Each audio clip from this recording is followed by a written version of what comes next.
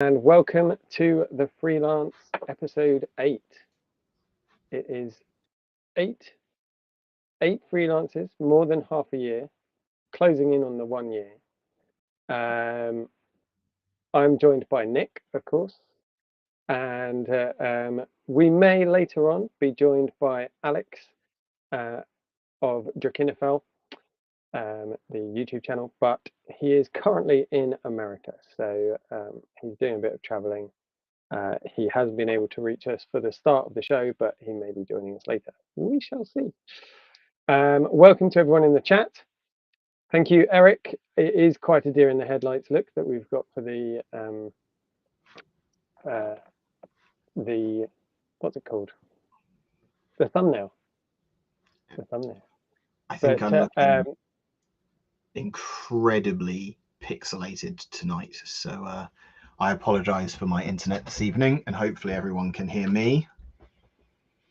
I can hear you. Hopefully the guys in the chat can let us know that we're even in our sound and things like that. Yeah. We've got Mike joining us. Mike was excited to be able to join us this week. Leonidas Sparta, hi there. The Lizard Viking, yay, long time since I've last managed to participate. It just feels like a long time for me anyway. I think because we are technically a week late, because we should have done it last week, but I had something I just couldn't get out of. Sandra said I must have seen some truly horrible things, and yes, I have, and that is somewhat linked to our topic of tonight, which is our pet peeves in historical and fantasy media, because there are some truly horrendous things that Hollywood and TV shows do for us, which make those of us that know a little bit about what's going on more than a little peeved, shall we say. So, yeah.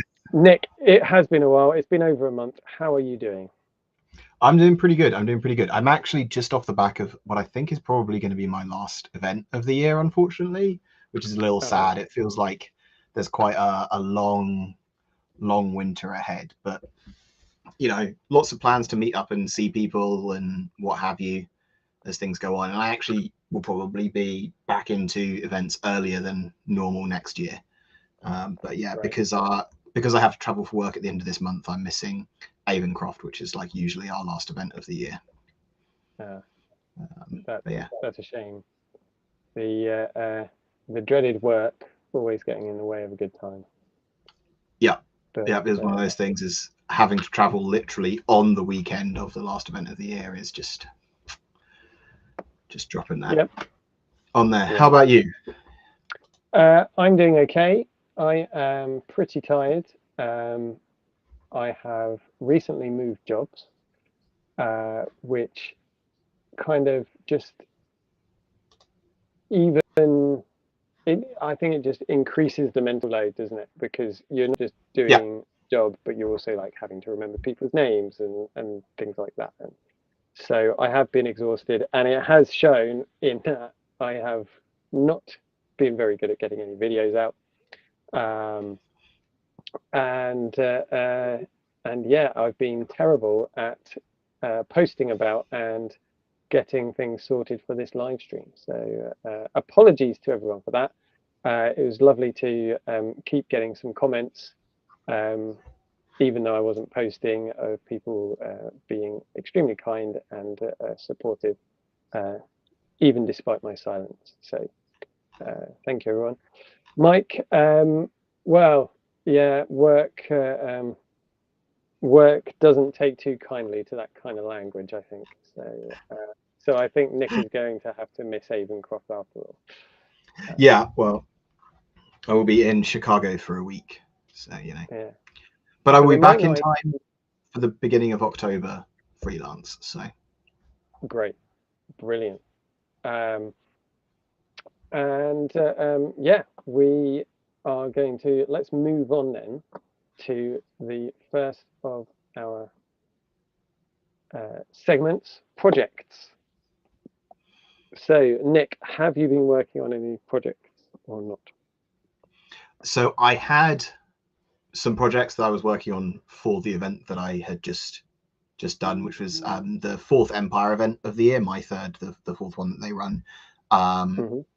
which is the autumn equinox event. And then within the nation that I play in, that's kind of, there's a harvest festival called Wassail. So I was preparing stuff for that.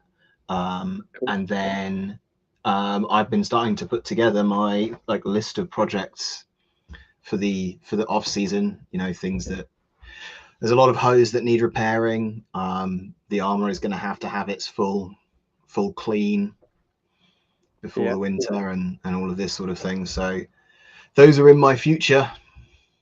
yeah.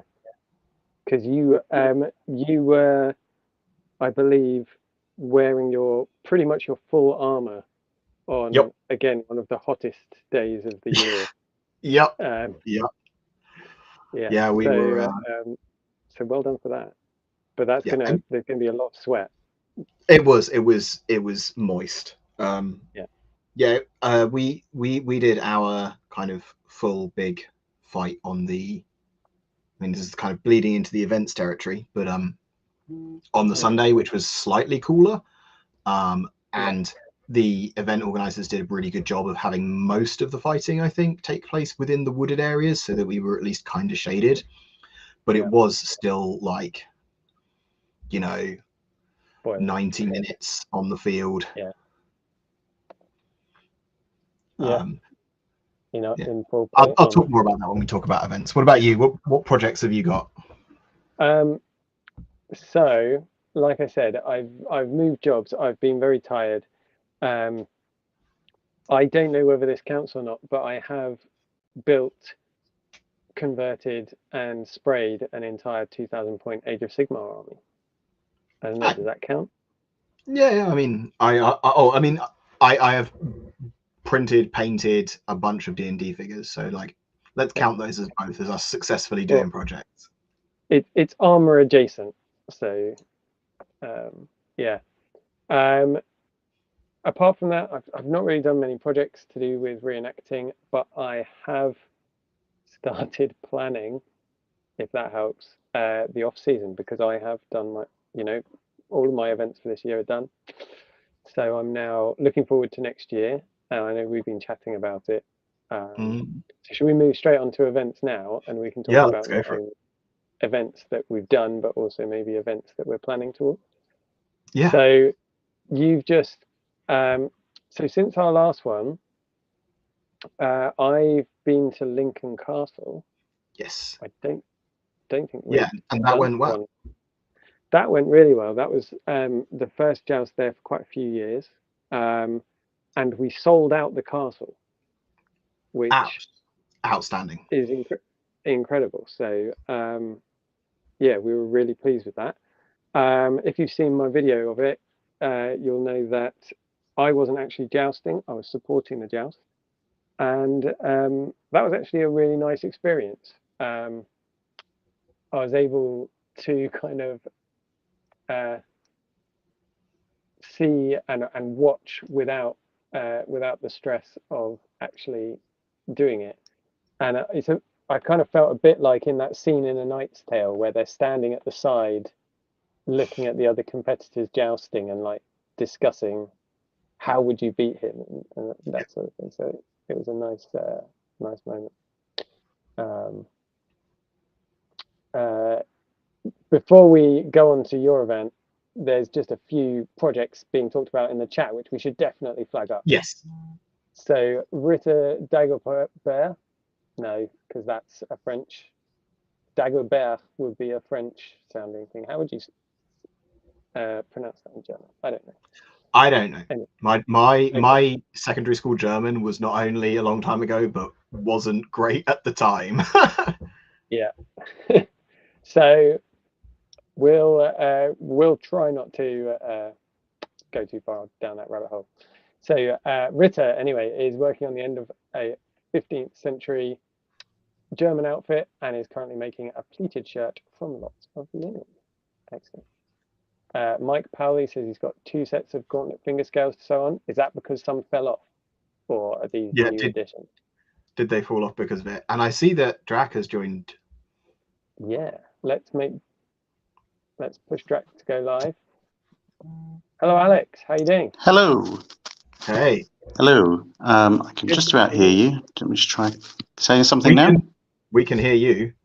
Oh, that's good. Yeah, excellent. Well, welcome from England, over there in America. We can. Thank you. We have just been talking about our projects that we've been working on, Mm-hmm. and we're moving on to events that we have done and things like that. So obviously you've got a lot going on for you at the moment. Do you want to share something of what you've been up to? Yep. I'm just trying to. I'm just trying. Can you still see me? Can you still hear me? Yeah, we can Yes. still see and hear you. We noticed the rotating phone phenomenon going on there. Oh, Oh, he's disappeared now. He all is. right. So, Will. Oh, here we go. He's coming back. Technical issues. Yep. Add Hi. you Ah, there back. we are. I can hear you. Yep. Good. Yeah. Okay. Now I'm portrait mode, landscape mode. That's a bit better. We're all landscape. Excellent. Yep. And not having to So, kind of do the phone cradle thing with your hand. No. No. Yeah. So sorry. What was the question? well, just how are you doing, Drac, and what are you up to? Yeah, I'm good, thank you. I'm currently on the start of a trip to the USA, which for some of my regular viewers will seem like a bit of a repetitive, broken record because having not been to the US for over 2 decades, in the past 2 years, I think this is my fifth or sixth time in the Wow. States. Um, yeah, but Lots of people keep places. inviting me back. But there's a lot of museums to see here. Lots of museums, lots of museum ships. I'm currently being hosted by a gentleman who was the captain of the battleship Iowa back in the 1980s. So that's absolutely fantastic. Um, and I'm heading on to Historical Naval Ships Conference next week, where relevant somewhat to the main topic of the stream, the stream and what you guys do as well. I'm also picking up a sword there. Oh, excellent. Uh, this will be You look very the happy sword. about it. Yeah, it'll be the sword of USS Texas, because Texas is an old battleship that's in dry dock. So they've decided to make commemorative swords. So since I'm not an officer in the Royal Navy and I can't have an officer's sword, I thought I'll have an American officer's sword commemorating the refit of a battleship. Brilliant. Well, I'm very much looking forward to seeing that. Mm. Will you be doing a video about it on your channel?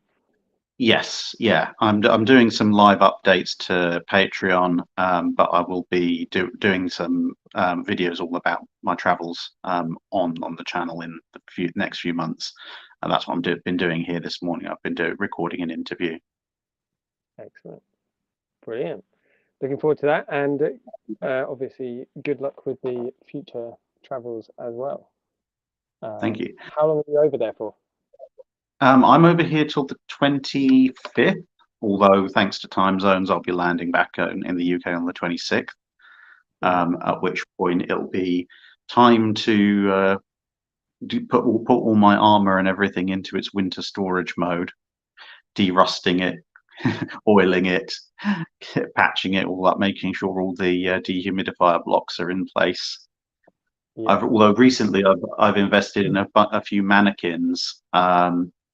I can't quite bring myself to pay hundreds upon hundreds of pounds for a full mannequin with arms and legs and everything, but I have got a few torso mannequins, so torso armor and the upper body armor, which is quite interchangeable, and helmets are all now going up on mannequins rather than being stuck in boxes, which looks cool and gives you a lot better indication of what could possibly be going wrong with them over time.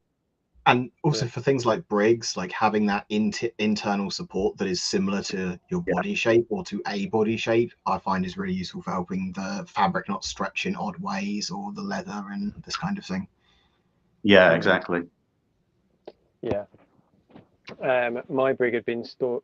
I bought it second hand, and it had been stored without that, and the plates down the side had bent from having something heavy on top of it. So yeah, good. One thing that is on my list of things that I want to make, but it's pretty far down it. I don't know if you've seen the Art of the Lord of the Rings books, Mm-hmm. but there is in Theoden's tent at Dunharrow, there is an armor stand which is just absolutely gorgeous, and I'd love to make something like that because I don't know if you know this, but I love Theoden. Yeah. Great character. Yeah. I'm shocked.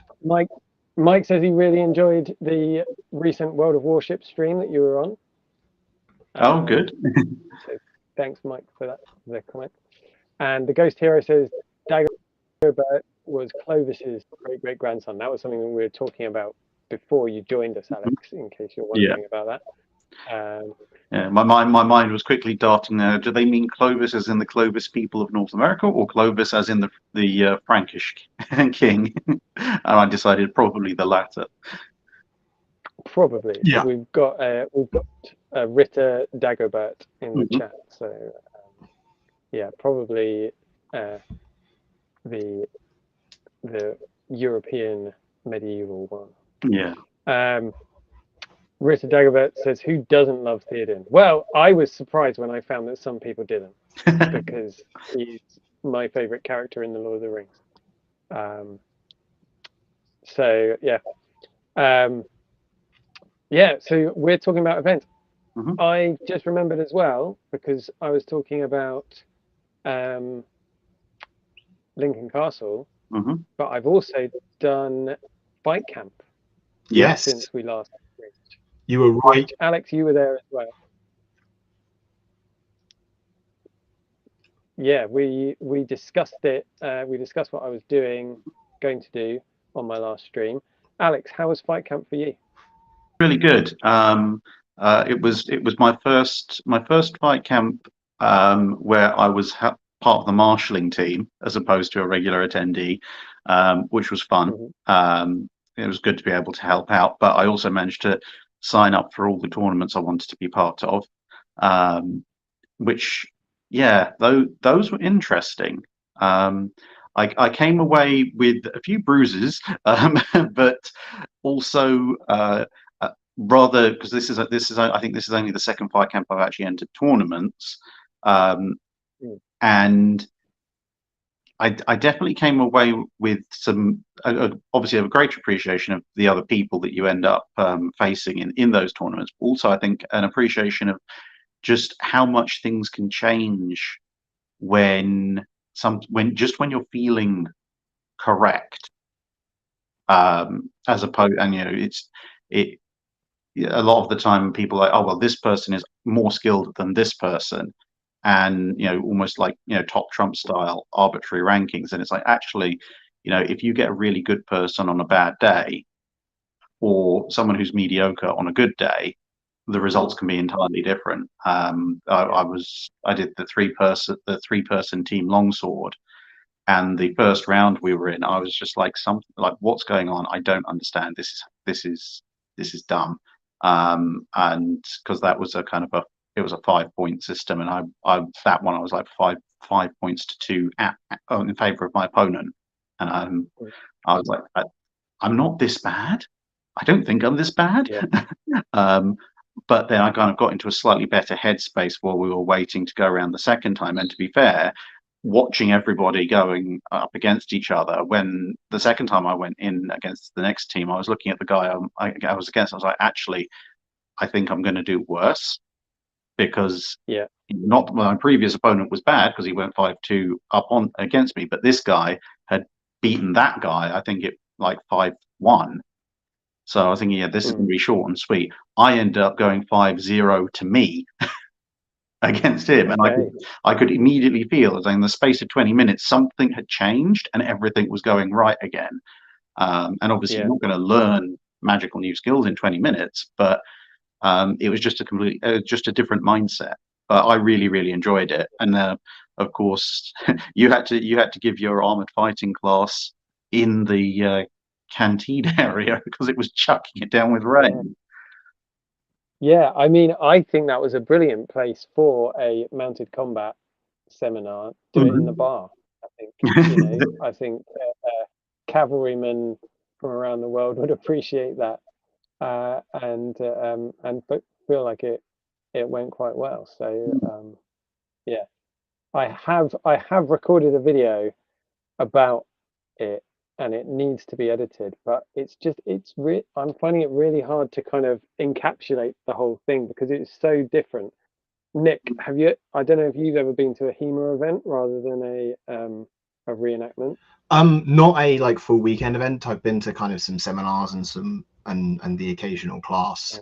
Um, I was listening to you talking, Alex, about like the skill differential and like how things can change in a very short period of time, and it reminded me of like two things: one historical and one modern. The modern thing is that um, particularly in sports like the NFL, there's this idea of like any given Sunday, any team can beat any team, no matter how good they are. Because like a good player gets injured, a bad player goes on a hot streak, you know, freak thing happens that mean that the game turns in a very short period of time.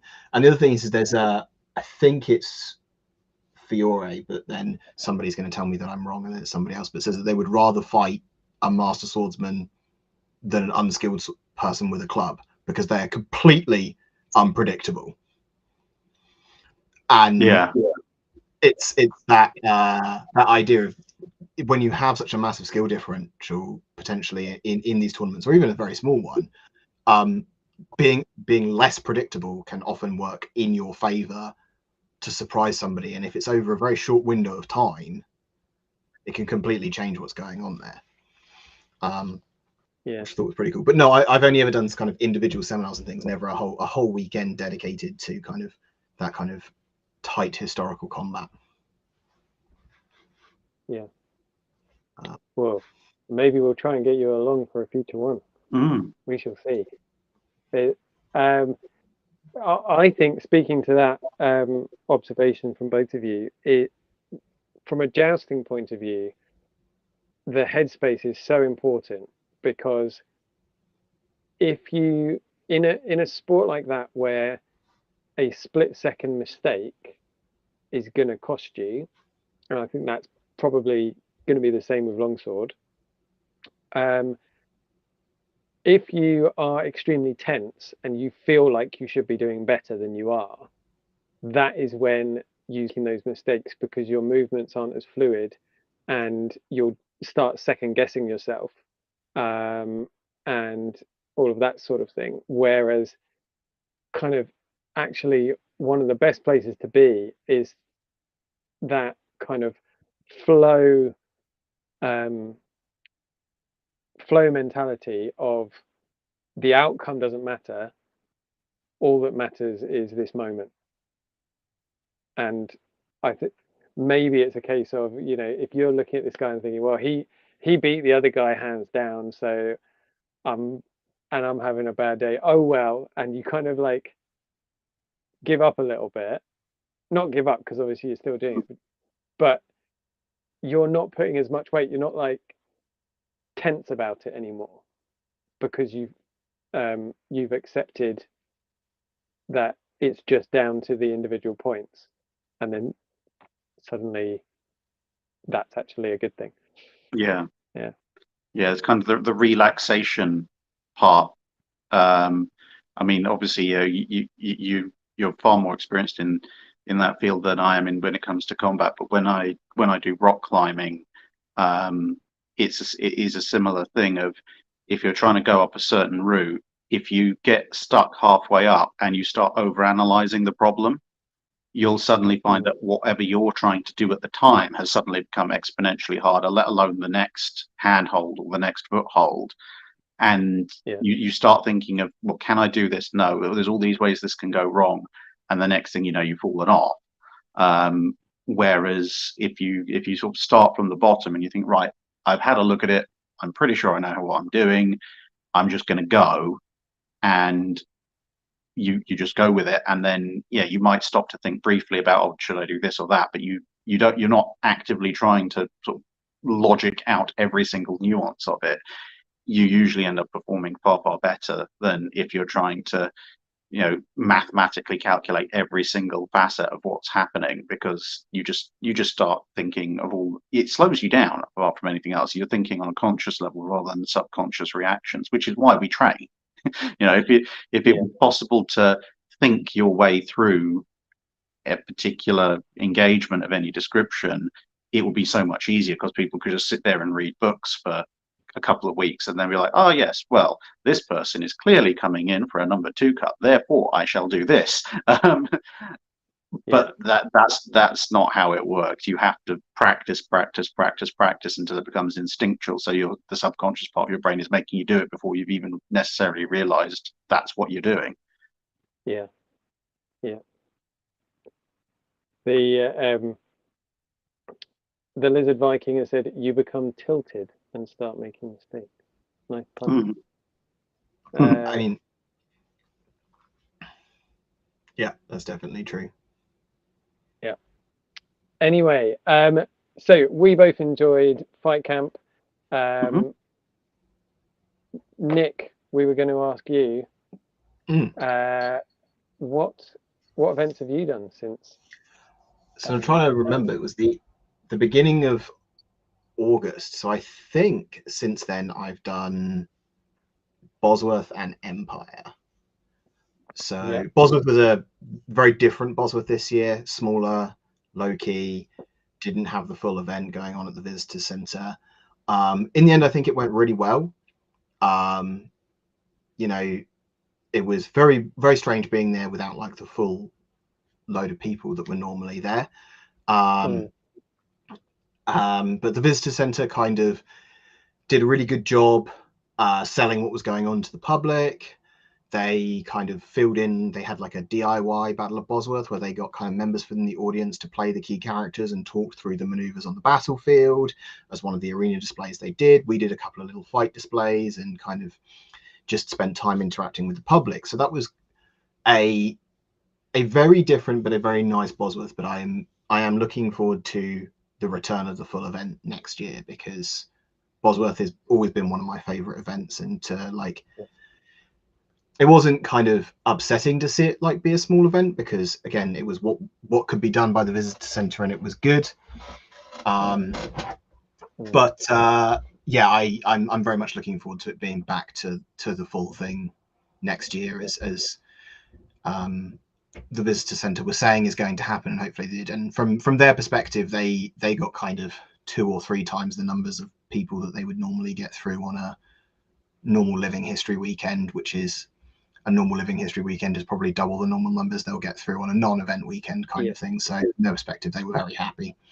And then that was Bosworth, one of the very few dry pack downs that we've had this year as well, which I just want to highlight. Yeah, probably one of the reasons again why we felt really good about the event in hindsight. And then Empire this last weekend, I had a great time. Pretty much everyone I've spoken to had a really good time. I mean, it was blisteringly hot with the obligatory small shower as we're packing things away, just so that you can't have that perfectly dry pack down, because we couldn't have that this year. No. Yeah, it was like just really good event. Like I feel like I've said this a lot of times on the channel, but if you do historicals, if you're interested in history but you also have an interest in fantasy, try a LARP if you've never done it before, because you might find that it's way more enjoyable than you ever thought it was going to be.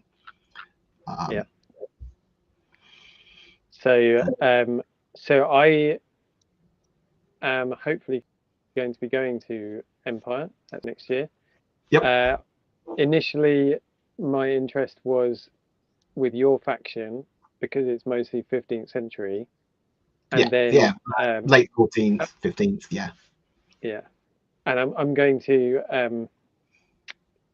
be doing some videos about this, but I discovered on reading the wiki that there is a faction who are based around Anglo-Saxons and the Rohirrim kind of aesthetic. So I I'm like, wonder where okay, that could be going.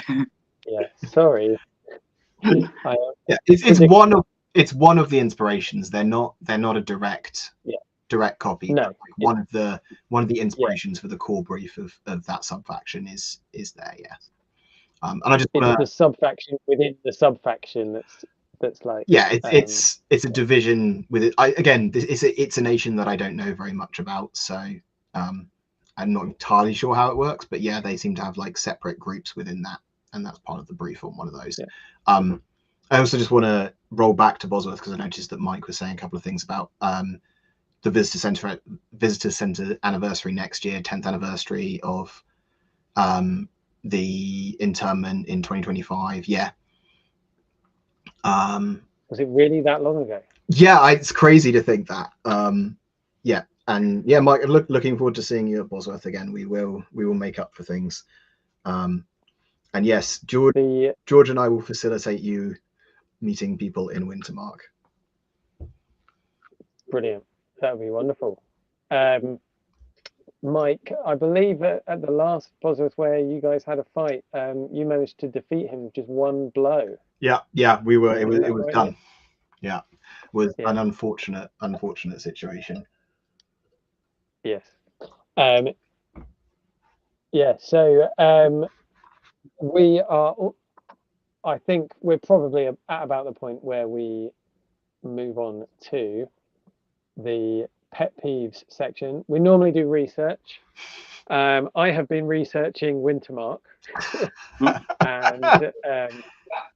and building LARP weapons. Alex, I would imagine that you've been doing all sorts of research, which will appear in things on your channel at some point, and over on your Patreon. Nick, do you have any research just for 30 seconds before we move on to pet peeves?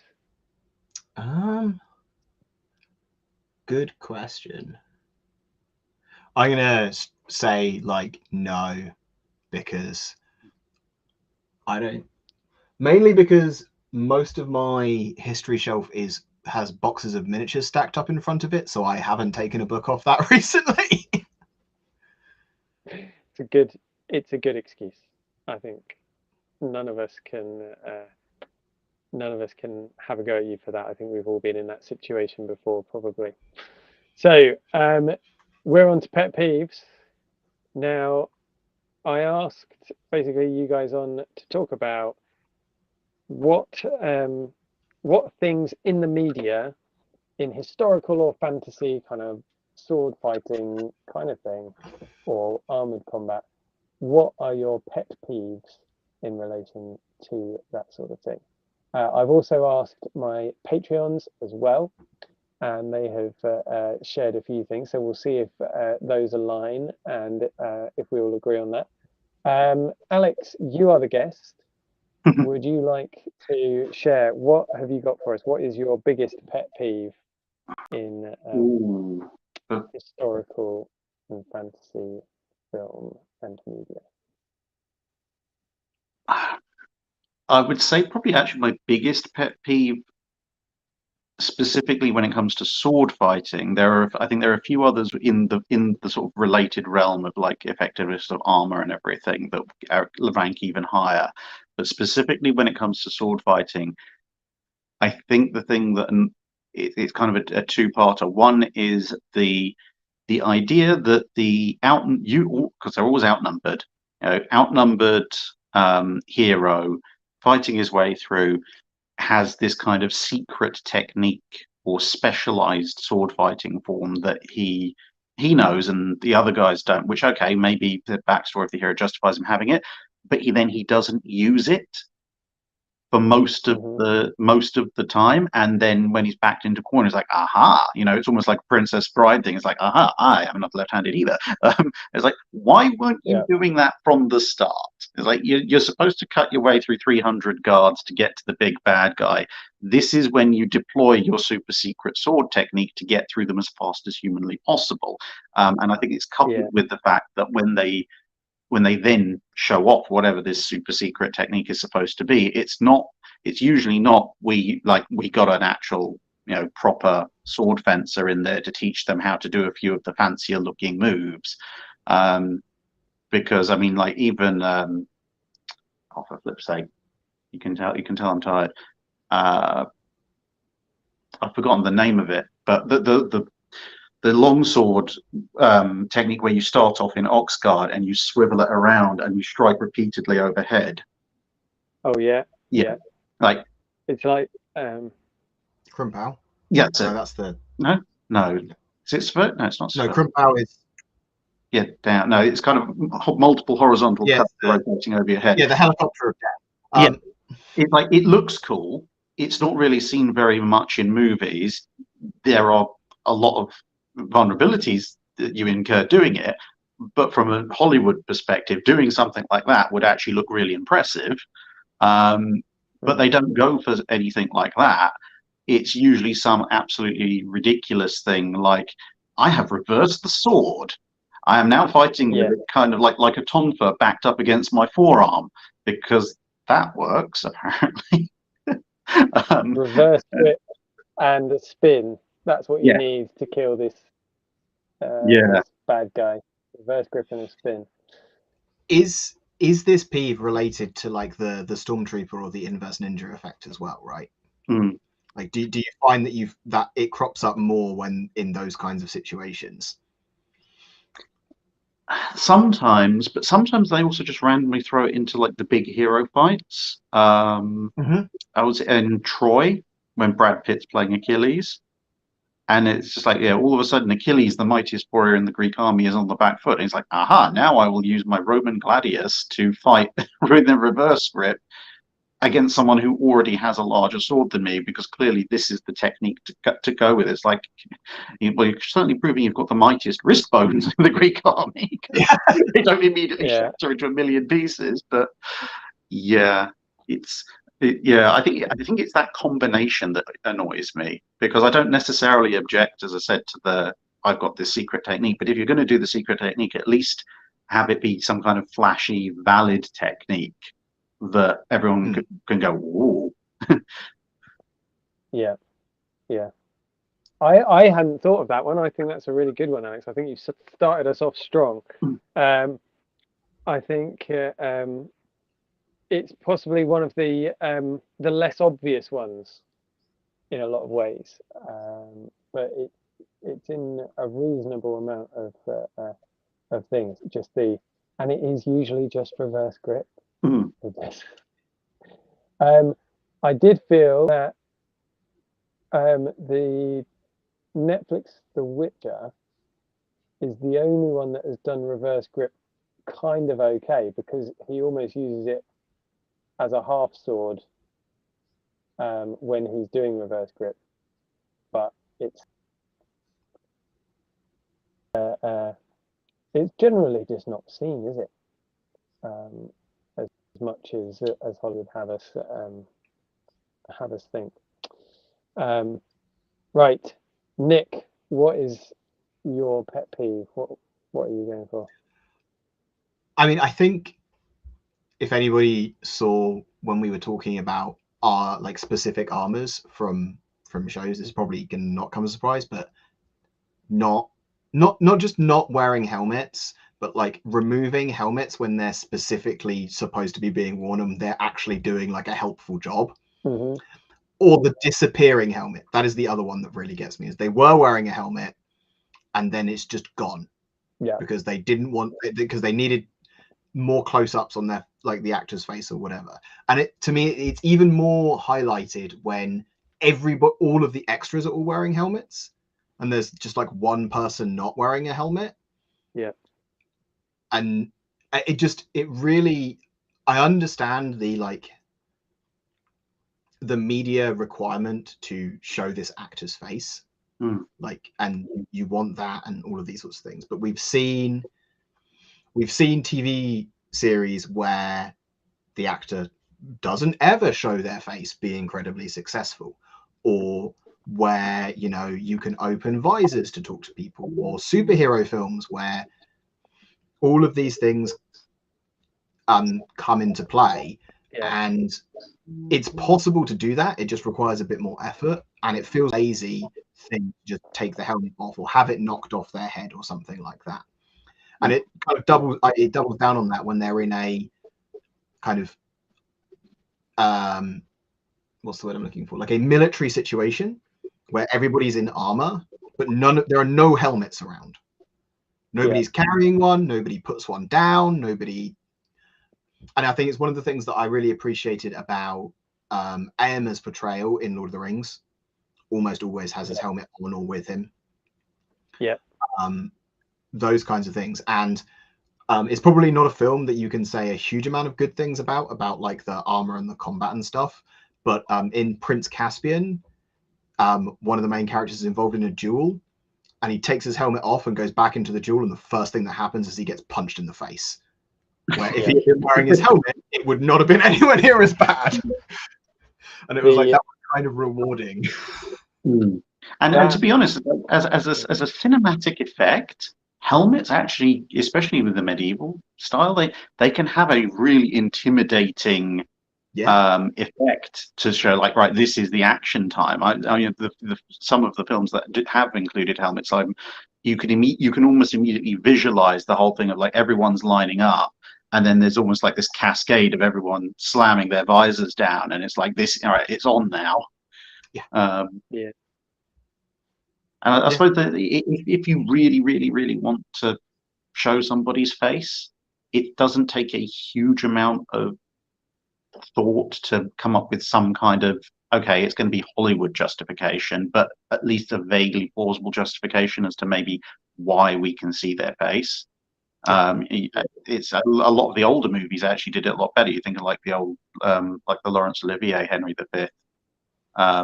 You know, they're still wearing the helmet just without the visor. Now, realistically, they'd also wear the visor, but it's a lot better than not wearing a helmet at all. And, you know, given that everyone should be wearing some kind of bright colors or tabards or surcoats, depending on the time period, to show who they are, I don't think it would cost them a huge amount to like, okay, right, he's doing the sensible thing. He has his helmet and visor down. He's charging into battle. And maybe the first person, or if it's fantasy thing, he comes across just maybe smashes him across the face with a massive warhammer or club or something, and maybe it knocks the visor off or twists the hinges, so he has to get rid of it, and then he's just fighting in like a bassinet or something. You can perfectly see his face, but he's still got a helmet, and there's a justifiable reason why he's not got the visor on.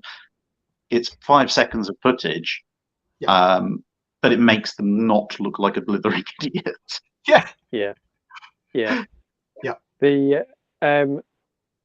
And Mike says the irony that The Mandalorian gets more right about armor than most historical films, and that's true. The Mandalorian, I feel, treats the armor as a key part of the character, which I think plays into what the Lizard Viking says underneath, that armor of the medieval era could be as much a work of art as it is a utility, and the armor says so much about the person inside, and often I think possibly due to time constraints and budget constraints, not enough thought is given into to how much that can be done in historical films.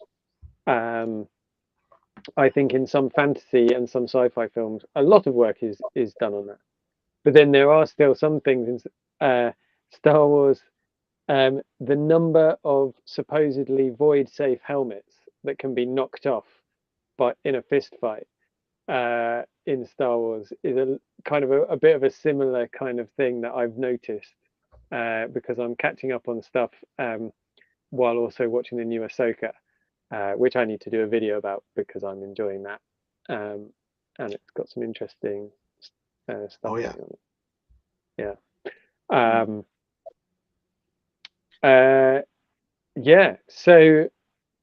So we've got the super secret reverse sword grip technique. We've got not wearing a helmet when you really, really should be wearing a helmet. And I'd like to point out that Theoden also wears a helmet whenever it's necessary, pretty much. So that's also worth pointing and when Faramir is like going into like a direct field battle, he changes out of all of his like ranger's leathers and puts on full armor. Yeah. Because he's riding directly into combat on a horse. So like, I'm going to put all the armor on. I'm like, well done, chap. Yeah. Yeah, I'm actually, I mean, on the helmet point, I'm just thinking weirdly. I don't have you guys seen season 1 of House of the Dragon? I've seen bits, but not the Do you entire thing. do you mind spoilers? Go for it. Go for it. So early on, I think it might be the second episode or something. There's a tournament, Yeah. and everybody who goes into the tournament wears helmets and visors. Now, granted, in about 5-10 seconds in, they're losing helmets and visors left, right, and centre. But it also, ironically, actually has consequences. Kind of like you mentioned with the Narnia bit. It's like people who don't have helmets suddenly are getting punched in the face or smashed into poles, or at one point somebody actually has. It's a little bit gruesome, to be fair, but it's someone's like thrown to the ground and someone just wrenches their visor back, and the next thing you know, that I think it's like an axe or a mace has just embedded itself in their face, and it's like, yeah, that's what happens when when somebody removes a key part of your protectors, and it's just somewhat bizarre that it's like, it's obviously it's a high fantasy setting, but whoever was setting up that tournament was thinking everyone must at least start with helmets, and those who don't have their helmets will suffer for the consequences. Yeah, and I think that fantasy and sci-fi actually, I think, push certainly from some of the documentaries I've seen of like Star Wars and Lord of the Rings and things. In order to get people to buy the big stuff like dragons and dark lords and space magic, you need to get the details right. So if you're doing a gritty historical film, I think people don't feel the pressure of that quite so much, and they go for things like half visors, like in the Last Duel and things like that. And whereas the fantasy and sci-fi and all of that have to get the little stuff right to get people to buy into the big stuff. Although I must admit, for all the faults that you can point out with the Last Duel, they did at least have armor that did something. They did. Yeah. Yes. It wasn't the kind of the classic sword stroke across the belly of someone in full plate armor, which they mysteriously fall over and die from. Because there were a few of those, and you could almost see the other guy on the receiving end was like, well, that was unimpressive. Stab. Yeah.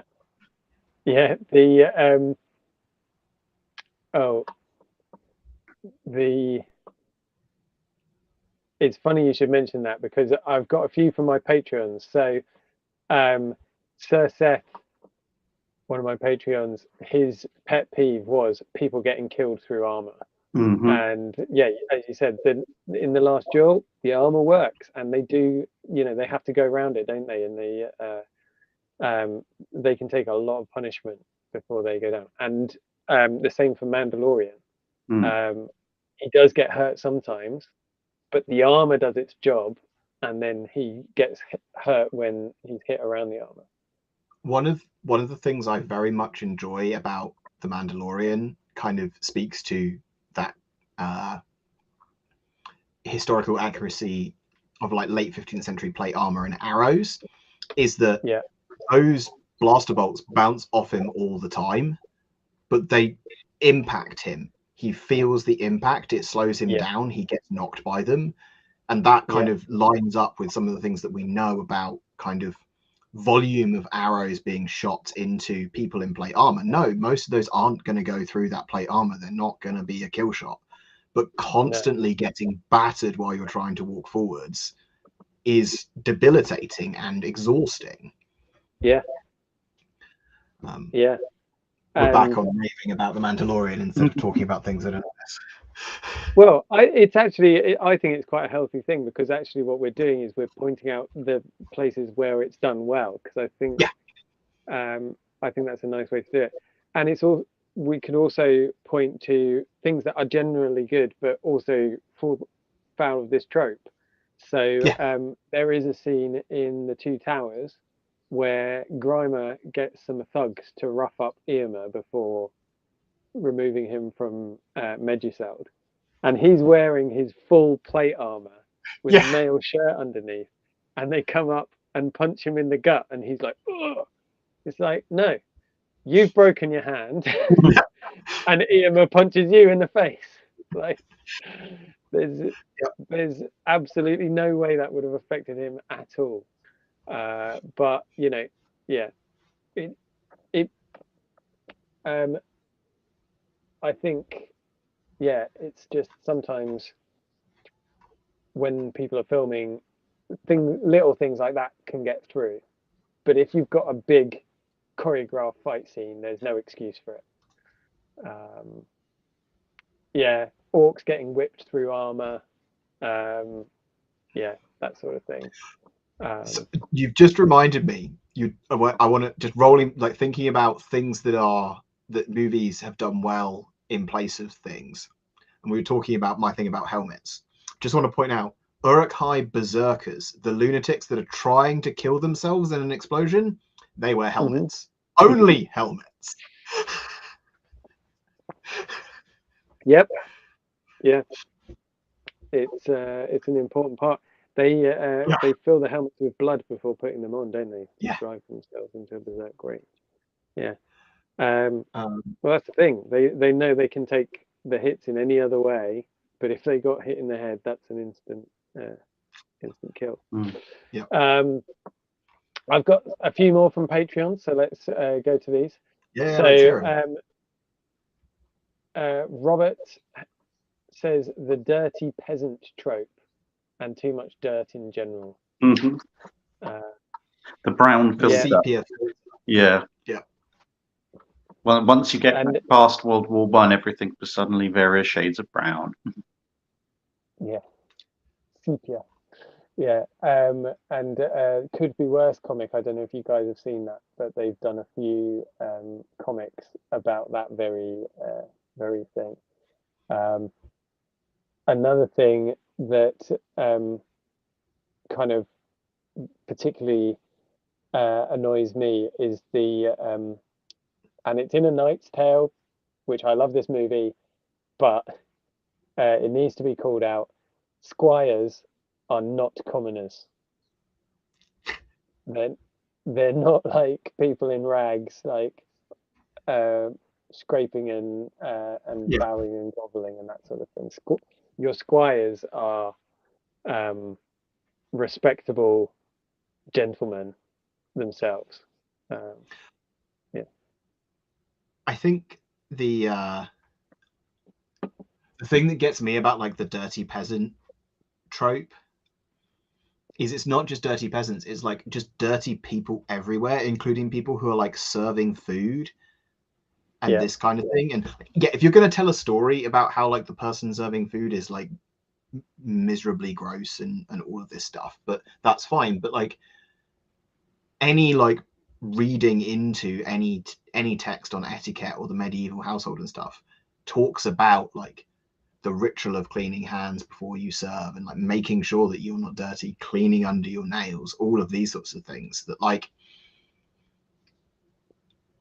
it's again it's that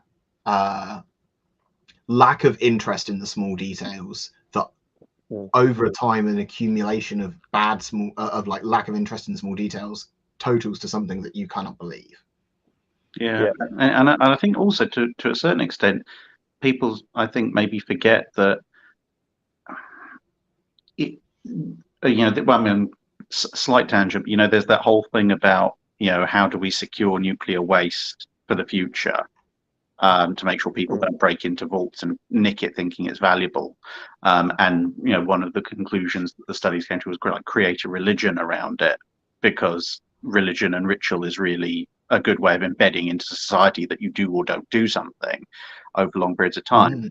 And I'm just thinking with the cleaning, it's like if you have a specific ritual around cleaning your hands, that tells you this is actually very important to the society in question, which actually makes a lot of sense. Because if you think about it, like these days, if you get a bad case of food poisoning or something because you didn't wash your hands, you have any number of modern medications and rehydrations and hospitals and everything, if it gets really bad, that you can sort yourself out with.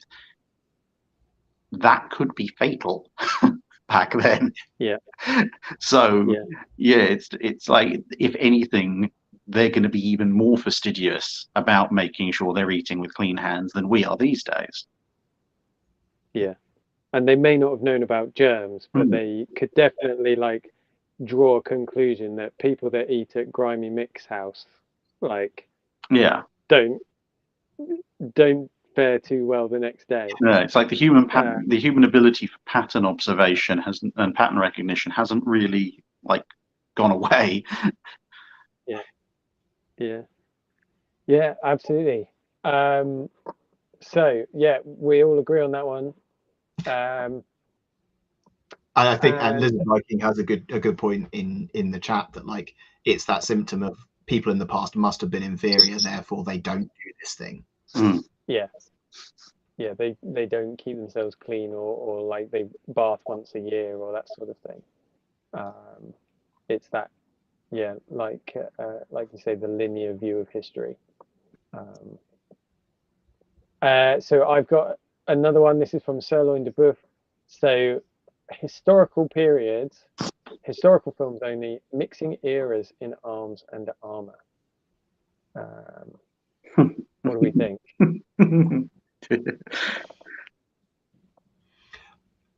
So I can rabbit hole on this pet peeve for a long time, but what I will say is something that I would probably defend as an artistic choice is to have different cultures or nationalities having different eras of armor. I think is a potentially like a good artistic choice to make. But when you get the cross mix, but I mean, you even see it as like, you know, with a late 15th century armor, you're like, okay, well, that's a German helmet and Italian folds and, you know, English arms. And, you know, that's a scale skirt from like East Asia. And you know, it can not just be periods, but like regionally, you have like such specificity in some of these harnesses and some of these armors across history that peeve can get really, really nitpicky. Yeah. I think it comes down to, for me, what are you trying to portray? You know, if you're trying to portray this specific faction from this specific time period fighting this other very specific faction, like, you know, Viking invasions of Anglo-Saxon Britain, which seem to be perennially popular. It's like, if you're specifically trying to portray that, you should be portraying those particular types of armor, regardless of the fact they may be very similar. But as you said, you know, if it's a little bit more generic, and it's like, this is the good faction, this is the bad faction, or this is the third faction, and you're not specifically saying this is 1457 Burgundy or whatever. Yes. Then kind of like going, okay, well, this lot are going to wear early 14th century armor, and this lot are going to wear late 15th century armor.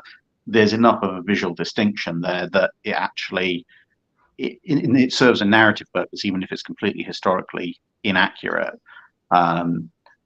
Although when you start to get into mix and match, then it starts to get a little bit sillier. And as you said, I think my personal preference would just be to go with different regional armors, because although Western European armor, if you want to call it that, is, you know, roughly speaking similar, even though, as you said, you know, German, British, English, Italian's all slightly different, but you can go, okay, faction A is going to wear mid 15th century European, faction B is going to wear mid 15th century Ottoman, faction C is going to wear mid 15th century Chinese or something, and it's all of the same time period or something like that. Again, looking at fantasy films, like Game of Thrones was actually quite good at not necessarily keeping all in the same time period, but they were very good at saying like this particular house's army wear this style of armor, and these guys wear this style of armor. So yeah, I think it depends on. Are you looking at a story that's more narrative or more historical? Yeah, I think it's difficult because I think that on the one hand, the historical enthusiast community should be considered a large part of the target audience of any historical film, right? It seems weird to me that people would actively do things to alienate the historical enthusiast community.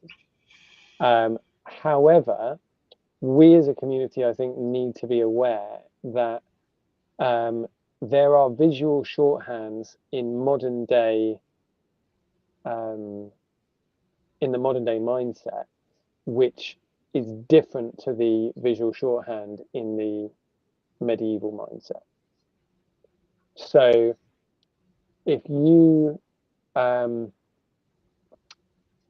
for example, like if you were to have a look at what Henry V probably actually looked like, and just completely recreate that on screen, many modern day people might consider him to look a bit effeminate and weak and that sort of thing, because they prize that hourglass figure and the slimness of limb, and he had diamonds in his sword's hilt, kind of thing. And to very a modern white silk legs. yeah, to a modern man, like, or to the modern audience, like that tells you something about the character that actually to the medieval audience they'd be like, whoa, this guy's a king, he's a warrior king, check him out. I do want to go back to your point about like historical enthusiasts being like a core audience for a historical movie, and I'm not sure that's true, because it's been very clear in recent years that like Hollywood does the shocked Pikachu face, where they make a movie that isn't just for middle-aged white men who like beer and pretzels, and it does well. So I don't think they consider like the audience of historical enthusiasts very much as part of when they're making these movies. No, what I was trying to say is I feel like it should be. Sure, yeah. Because, like if you were to make an American football movie and didn't bother to read the rules of American football, or you did. Oh, you know what? Now I want to go find out if there is like a rage in the American football community about the water boy and the longest yard and these kinds of films. Yeah, well, but it would seem insane to do that, right? Because you're like, well, this is it's not necessarily, it might not be the largest part of our audience, but it is a captive audience. These guys will go and see our movie, right? I think that probably we're not considered part of the main audience of the movie because we are notoriously difficult to please. Well, that is definitely true. I think that's probably also true. But I feel like we should be considered a part of it when planning these kind of releases. And I'm sure many of us would be happy to help if asked, right? Yeah. So well, they just have to listen. I think this is one of the big problems in a lot of historical movies, whether it's medieval period or in my professional area of specialization, naval stuff. Like people can bring on board historical consultants and then not pay the blindest bit of attention to anything they say. Sometimes movies, they just want to be able to put a recognizable name and say, oh, look, we had this person on as a historical consultant. The fact they took all their recommendations and put them immediately in the shredder is the bit they don't mention. Exactly. Jed, I've got to get going. Apologies. Thank you very much. I will Thanks for log out joining. now. yeah, hopefully I will be able to come back on another episode when I have more time. But thanks well, thanks very for much for dialing in. because it's yeah, on the west coast of the US here. All right. Nice. Well, go enjoy lunch. Thank you, Alex. Thanks for joining us. See you later. See you Cheers. soon. Bye. Bye. Right. So I'm going to go for my one, and then we're going to finish. So my pet peeve when it comes to historical movies, and this might seem a bit too obvious, but it's just changing an interesting story. Like, I love ones where they just make it up out of whole cloth and like maybe put in a few like nods, like A Knight's Tale. I think that's awesome because you're telling a new story, you're putting in a few references like Chaucer and the Black Prince and Ulrich von Liechtenstein, and you're having a bit of fun. But I'm always very kind of concerned even when a film actively is changing a historical event, and I kind of feel like, well, why are you doing that? So an example of that would be Netflix's The King. I think the Battle of Agincourt and the whole Agincourt campaign is so interesting, told completely straight. If you tell it completely straight, the characters are compelling, the events are really interesting. It tells a great story of a an outnumbered but well organized and disciplined army triumphing over a much larger but ill-disciplined force. And I think so many times we see interesting stories from history that are changed, and it's usually for no reason at all. The Tudors is another great example of this. Yeah. What do you think, Nick? I agree. I think that sometimes, like in history, it's almost like strange. Like it's a story that you couldn't make up in a lot of ways. And in those situations, like, yeah, just let it be, let it happen. One of the things that I'm like very on the fence about is when you have historical stories and you tell them essentially truthfully, but then you have an insert character that didn't exist. And like, I think that I prefer that to like changing the actual series of events, but I do worry about the kind of insert characters, like, you know, it's the Sharps and the Titus Poulos and these kinds of things of media that like you're telling a reasonably accurate rendition of what happened during those events, but you've inserted a new character that people kind of bond with more than the real historical figures, which in some ways kind of lessens the impact of the story that you're telling. It does also remind me of and I may have brought this.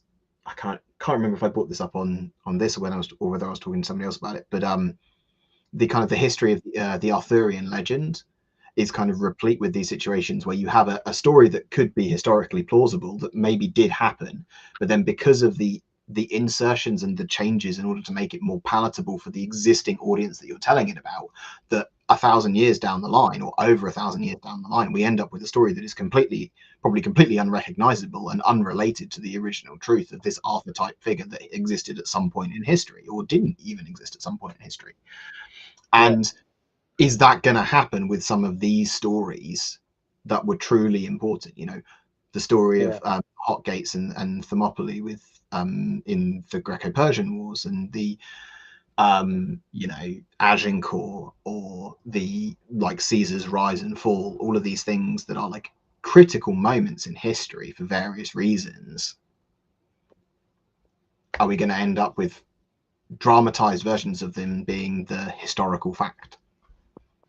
Yeah. And a great example of that is that there is already a theory that Charlemagne never existed. Yeah. The lost years theory, right? Where some people think that somehow Europe managed to hide several hundred years of history, and people like Charlemagne just didn't exist. Yeah. Basically saying, like, the stories of him seem so exaggerated that he probably didn't exist. And it's like, well, this could happen in our history.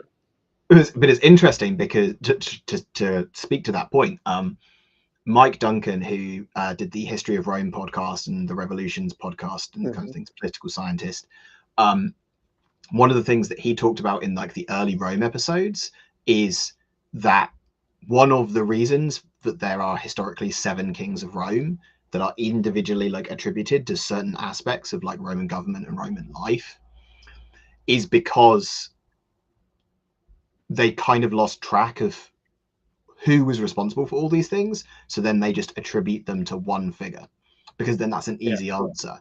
Oh, who was it who did this thing? Oh, well, that was Romulus. Who was it that did this thing? That was this other, like, and it just makes it easier. And he postulates that, like, will that happen with American history? That eventually, like, many of the founding fathers will be forgotten to history, and the answer will just be George Washington. Yeah, and like the argument is that what happened with Charlemagne? Actually, it was a whole bunch of different people, and then all of that stuff just got attributed to this one historical figure because that was easier. Yeah, and I think that's what happens in the retelling of these stories, isn't it? Is that and also there's something kind of with kings and things like that. They will, within their reign, they will often take credit for things that the people that are under them have done.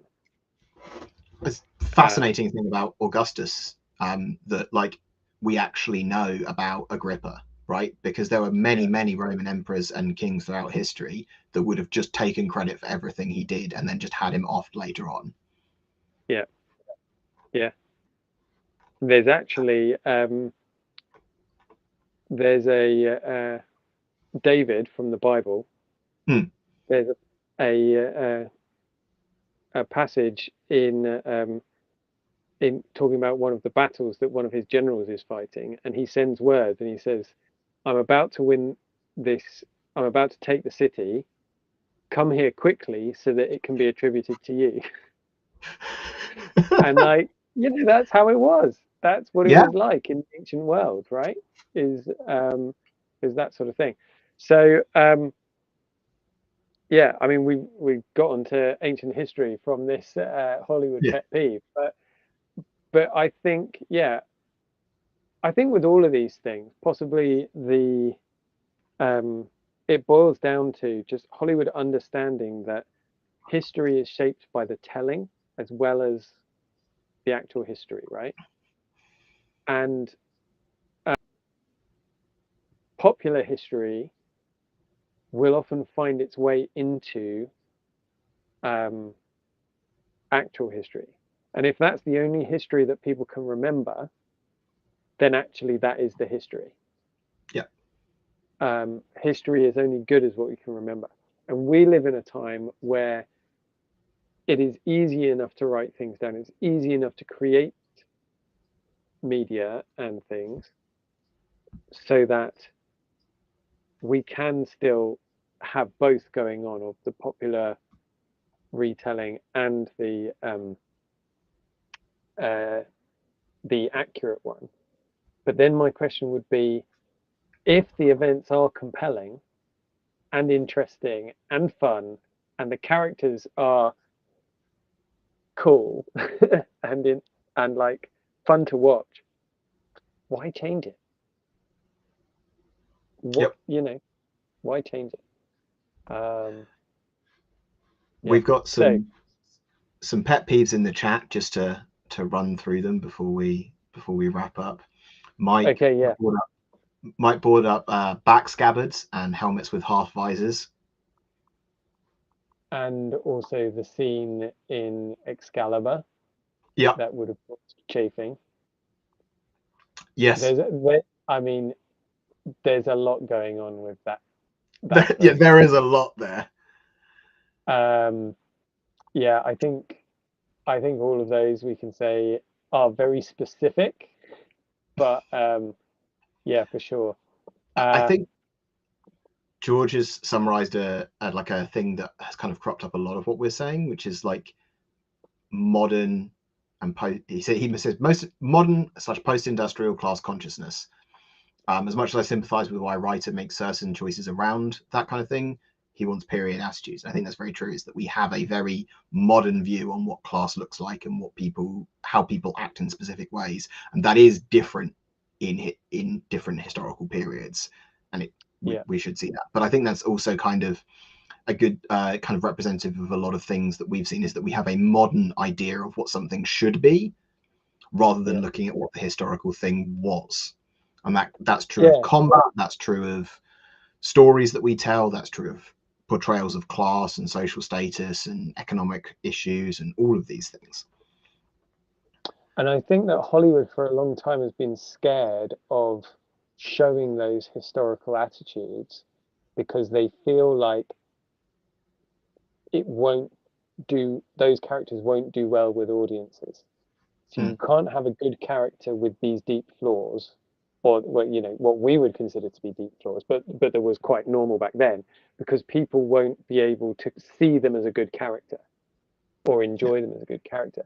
But I think or they worry that like the squires in A Knight's Tale wouldn't be compelling if they weren't commoners. Yes, yeah.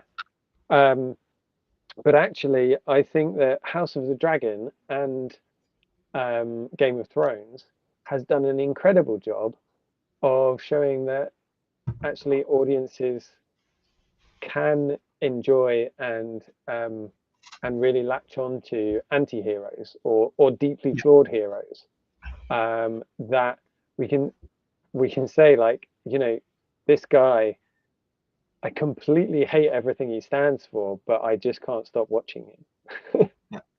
Mike brings in what I had as my number 2 pet peeve, but I went with the helmets instead, or a relation to is lack of pole axes. Like, I love me some pole axes, and it drives me bonkers that everybody uses a sword in these things, like almost exclusively. And yeah, it would be nice to have one film do a good job of like a really like entertaining, brutal pole axe fight. That would be cool. Yeah, that would be just more interesting medieval weapons. Variation, please. Have you seen the film Medieval? No. About Jan Žižka? No, I have not seen that, but that is yes. I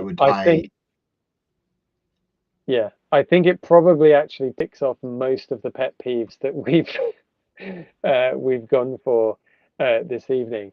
But there's such a missed opportunity, because one of the weapons that Jan Žižka uses in the film is a 16th century parry dagger. So it's about 200 years after when he should what he should be using.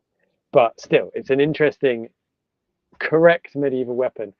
He uses it like a butcher's saw. He doesn't once trap a blade in it.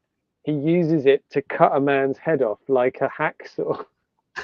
It's like, you picked this out of the prop department and you didn't once ask anyone, what is this for? Yeah. It's frustrating. Yeah. Yep. Yeah, Mike says he couldn't cope with Jan Žižka. I watched it for a review that I did with Bernadette Banner, and there was he had a nice the equipment was nice, but it was interestingly put together. And again, like the story of the Hussite Revolution, like that doesn't need embellishment or Hollywoodizing. It is a ridiculous, stranger than fiction historical tale, which should have all of the things that you would think audiences would love without needing anything being changed or like, dirtied up or anything. But yeah, there we go. There we go. Well, Lizard Viking says, please keep talking about all your pet peeves in fantasy. I'll make sure to add them all into my writing. So if you want to help him out with his writing, then do leave a comment. Even if you're watching this back, leave a comment. What is your pet peeve in historical or fantasy film or writing? Don't forget to like and share and all of those good things. Thank you for joining us, those of you who did. It was wonderful to have you. Thank you for joining us later. If you are joining us later, and we will see you soon. Bye, folks. Bye bye.